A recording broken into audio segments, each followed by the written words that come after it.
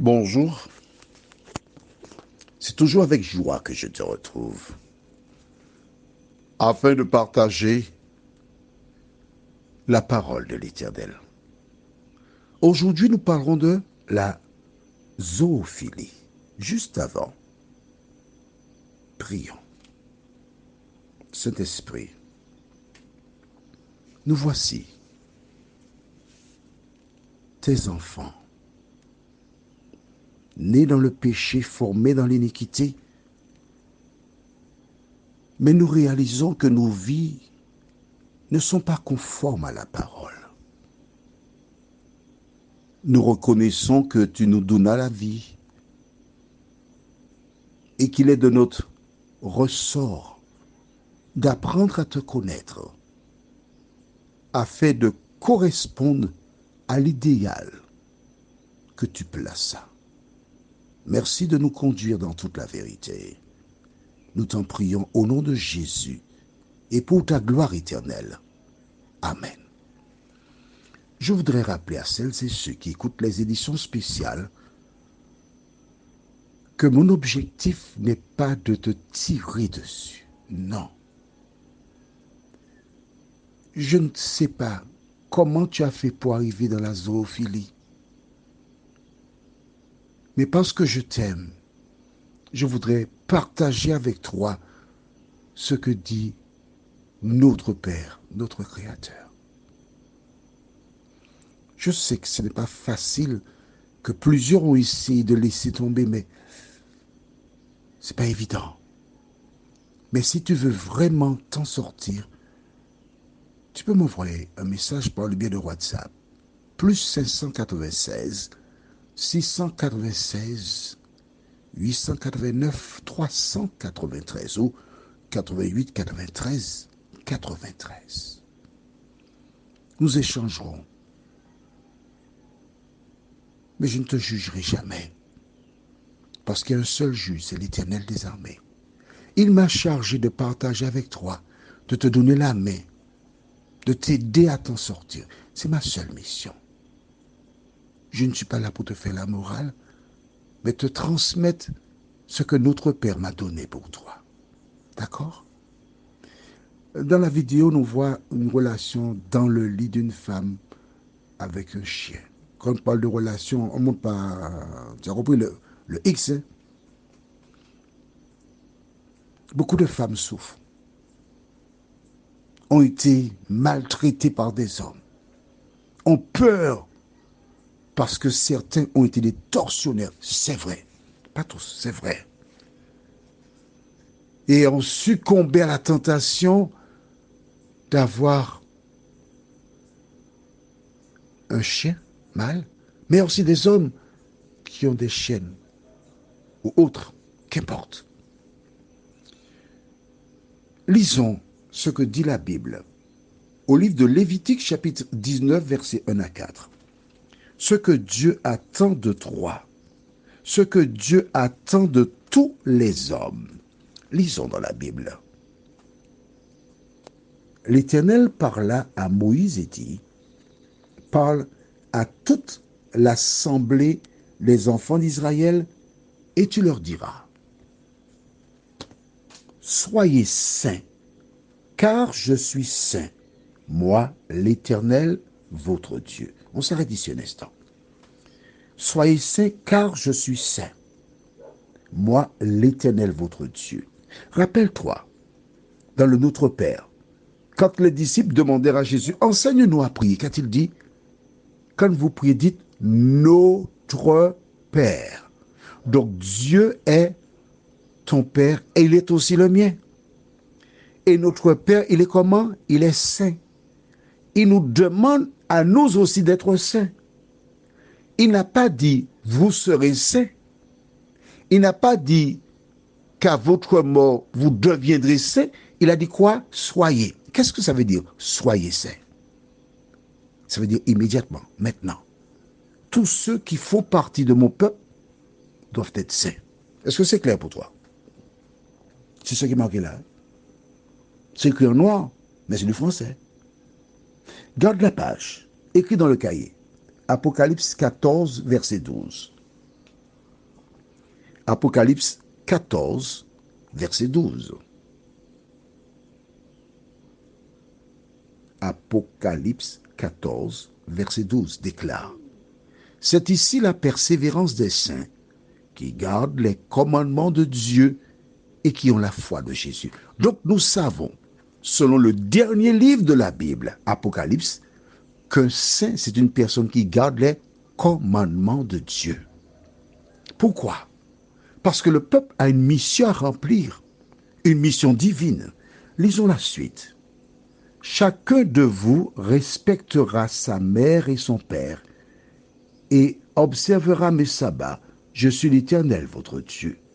Vous ne vous tournerez point vers les idoles et vous ne vous ferez point des dieux de métal fondu.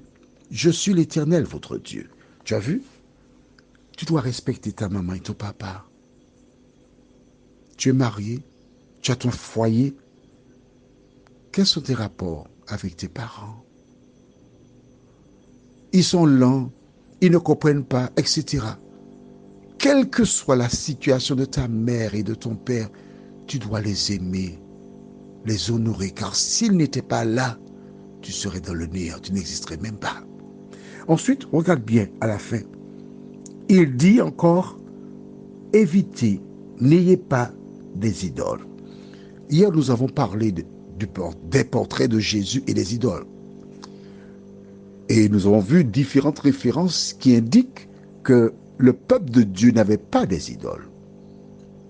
Je te suggère de faire une recherche sur Internet et de regarder si dans les synagogues, il y avait des idoles ou s'il y en a jusqu'à ce jour.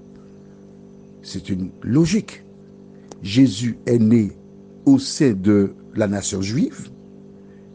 Il se rendait dans la synagogue.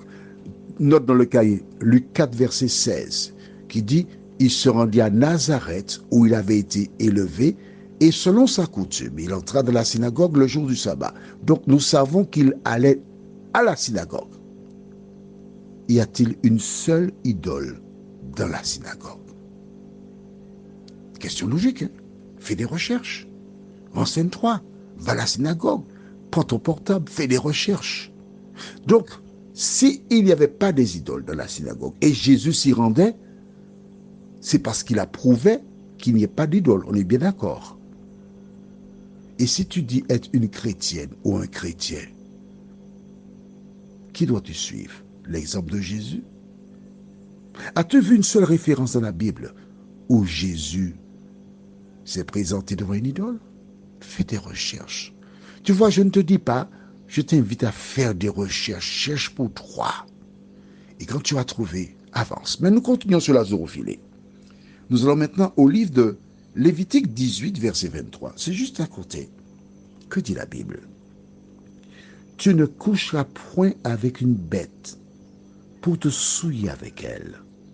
La femme ne s'approchera point d'une bête pour se prostituer à elle. C'est une action honteuse. Tu vois ça? Une action honteuse. Si, dans Lévitique 18, le chapitre est consacré essentiellement aux hommes, tu vois bien que pour la première fois, il est mentionné que la femme ne doit pas s'approcher d'une bête pour se prostituer à elle. Donc c'est pas nouveau, que penses-tu? Mais lisons la suite, verset 24. Ne vous souillez par aucune de ces choses, car c'est par toutes ces choses que se sont souillées les nations que je vais chasser devant vous. Le pays en a été souillé. Je punirai son iniquité, ou encore son péché, ou encore la transgression de la loi. Nous avons vu ça hier, rappelle-toi. Et le pays rejettera ses habitants.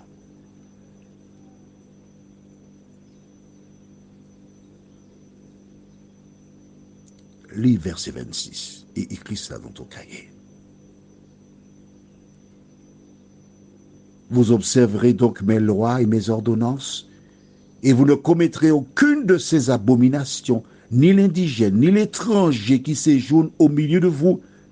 Verset 26. Car ce sont là toutes les abominations qu'ont commises les hommes du pays qui y ont été avant vous, et le pays en a été souillé.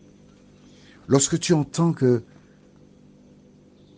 des gens tirent à Pontchène, à Fort-de-France ce soir, 2 hommes ont été tués par armes.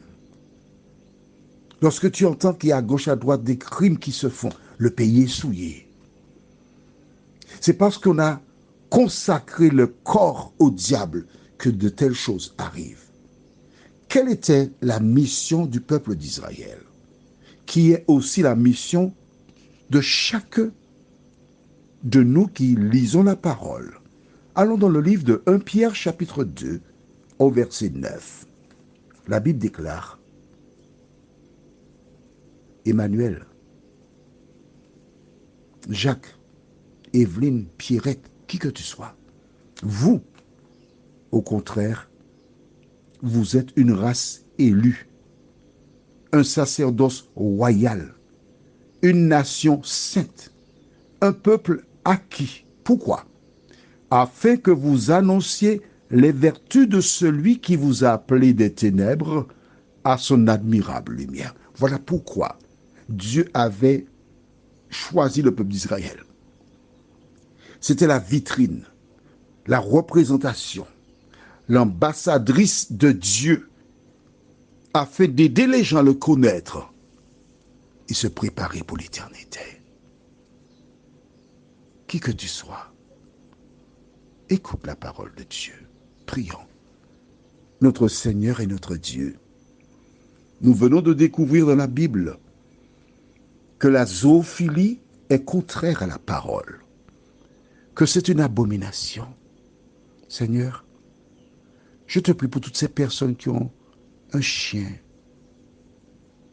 qui remplace un homme, ces hommes qui ont une chienne ou un animal quelconque, quelles que soient ces personnes, Seigneur. Merci de mettre à côté d'elles des proches, des amis qui les aiment, pour les accompagner, les aider à comprendre que c'est contraire à la Bible et à faire le bien. Seigneur, plusieurs versent des larmes, reconnaissent leur état, mais l'ennemi cherche à les retenir dans cette situation. Viens leur en aide. Et c'est pour les aider à s'en sortir que tu permets qu'elles entendent cet audio. Fortifie-les, Seigneur. Au nom de Jésus, pour ta gloire éternelle. Amen. Qui que tu sois, Dieu t'aime. Dieu désire te sauver. Alors, fais ce que tu as à faire.